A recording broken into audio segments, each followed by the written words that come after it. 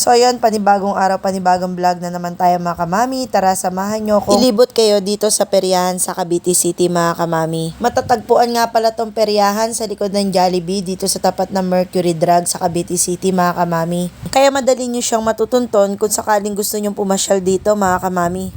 Tara, pasukin natin at ikutin natin kung ano-ano mga nasa loob. Romero Tres Pilado ang bola, tapat ng B.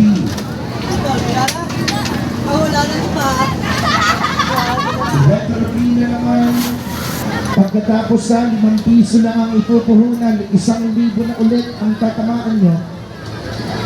Line ng N, 33, 33. Ang bola ni Matawag, G number 57. Lagay ko lang ito ba? Line ng Basta na naman.